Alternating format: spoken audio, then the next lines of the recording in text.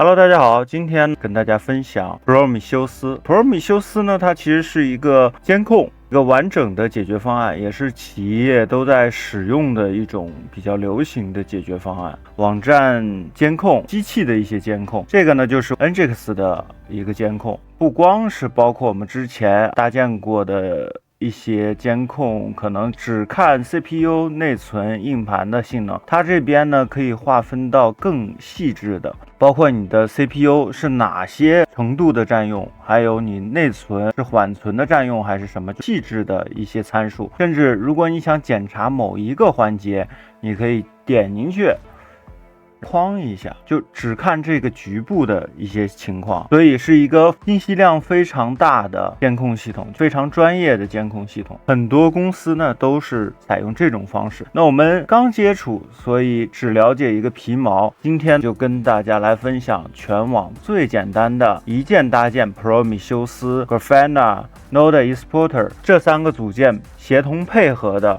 监控解决方案。这三个组件它们都是做什么用的？ Node Exporter 呢，它其实是一个采集节点，我可以把很多数据实时的采集下来。真正存储的其实就是 Prometheus， 它是一个时序的数据库，它是把所有实时的数据储存下来，存个1个月、2个月、1年、2年，进行一个系统的复盘和分析，都是依赖这个数据库的。存储好以后呢，前面的 Grafana 其实呢就是呈现，我们看到的这个页面就是 Grafana 它的各种图表进行编排，呈现给监控者，让它能更好的去分析系统的平静、系统的性能。首先你也要有一台打算未来就是拿这台机器作为主控机做好准备。市面上的教程呢都是很繁琐的，让你装这个装那个啊，那我们这边呢一步到位。好的，我们连上一台 VPS，我们打开科技land的博客，置顶贴的一键脚本贴文，输入这个一键脚本。好，进来以后选择1，看一下你的硬盘大小。当然我这边是做测试，随便的用了一个机器啊。你们未来如果想在生产环境去使用的话，建议大家就调到一个硬盘比较大的服务器上去使用。为什么呢？这类的监控需要大硬盘，它会有很多历史数据啊，不像我们什么哪吒这些，它是主要还是侧重实时数据的一个呈现的。那我们今天讲的 Prometheus 呢，它是一整套的可持久复盘的一种解决方案。运行脚本以后，来到主菜单这边，我们选择11应用市场47 Prometheus 监控，无脑1安装就可以了。它会监测你是否安装 Docker， 并且给你分配一个 Prometheus 专用的一个网络，去下载 Node Exporter Prometheus 的数据库，下载一个前端显示的 Grafana， 这个是一个网页。这3个组成了一套完整的 Prometheus 监控架构。这样的话，我们就已经安装好了。默认的用户名和密码是 admin。好，进入 Grafana 的一个配置页面，点击下一步。它会要求我们输入一个新密码，这个密码要足够复杂啊。那我们点击下一步，进入到了 Grafana 的一个界面。Grafana 呢，它不光是支持 Prometheus， 它还支持其他的数据源，包括我们的 Cloudflare。进入它的数据源接入，我们可以看到它支持这么多数据源的接入。这个未来更深入的去了解 Grafana 的使用，回头再跟大家分享类似的视频。这边呢，我们选择 data 这块，我们现在是空的啊。我们点击这个 Prometheus， 看这个地方啊，直接就这样的填，因为这个呢是我们的容器的名称加上容器的端口号，我们没有暴露9090到公网，所以我们只能通过 Docker 网络的内部进行互相通信，让 Prometheus 接入到 Grafana。你可以直接把这个东西复制一下。那我们这边填好以后呢，我们往下滑，我们点击保存和测试，出现这个对勾呢，就表明你当前的 Grafana 和 Prometheus 就已经对接成功了。当前的这台机器给监控起来，拿我们漂亮的仪表盘来监控，导入。我们直接到官网去找一个，如果你有现成的编号的话，你可以直接输入编号。这边有很多，我们最常用的就是 Node Exporter 的标准模板，copy一个编号，一个 JSON 的一个文件，复制编号到它这个网站来，直接拉取那个 JSON 文件，输入到这个地方，点击 Loading。我们这边数据源选择 Prometheus， 点击完成，仪表盘的模板就已经导入进来了。当前的机器的监控状态也呈现出来了。它默认是24小时，你可以自己这边去调成5分钟的，就能发现这些监控已经存在了。如果你想看到更详细的，点进去，我们这段时间的 CPU 占用很高。如果你想退出的话 ，ESC 就退出了，就是监控我们本机的。如果你想监控其他小机，那你怎么操作呢？最重要的就是我们生产环境的机器上可不能安装监控，会争夺我们生产环境的资源占用。只需要在生产环境上装一个 Node Exporter 抓取数据的一个节点就可以了。像我们的普罗米修斯和我们的 Grafana 我们都装在另外一台机器上，这样的去监控我们的生产环境机器是比较合适的。甲骨文云的英国的 AMD 机器作为我们的生产环境的范例，依然运行脚本进来，依然选择11应用市场。我们这边不再选择47了，因为我们的主控已经装好了，装在另外一台机器上。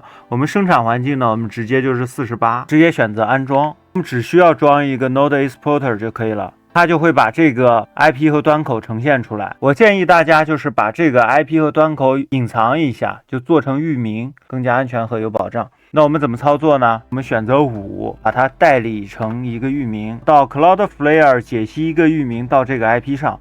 如果你图省事的话，你直接用那个 IP 加端口也可以。好，我们选择一个域名 SSL-TLS， 确定这个地方是完全严格。如果不是，点开把它设置成完全严格。回到 DNS， 添加一个记录，把我们的 IP 复制进来，给它一个域名。然后我们复制一下，点击保存。回到我们刚才这个地方，我们已经解析到了这一台服务器上。那我们右键把域名粘贴进来，让它为我们申请证书做一个反带。走 HTTPS 的话可能会更安全一点。好，证书申请下来以后呢，那我们就用这个域名作为我们跟普罗米修斯对接数据的域名。我们可以看到 Node Exporter 就可以正常的在运作。主控的这台机器上 FTP文件管理，然后到 Home 目录、Docker 目录、监控目录、普罗米修斯有一个普罗米修斯的配置文件，它是一个这样的文件。现在默认的是监控自己，那我们再额外再加一个，就相当于我们现在监控我们自身的主机，还有我们另外一台生产环境的主机，就是英国的那台机器。保存这边呢就上传到服务器，选择6 Docker 3，选择5普罗米修斯的容器。复制进来，然后回车，回到这个 Grafana 的页面，刷新一下。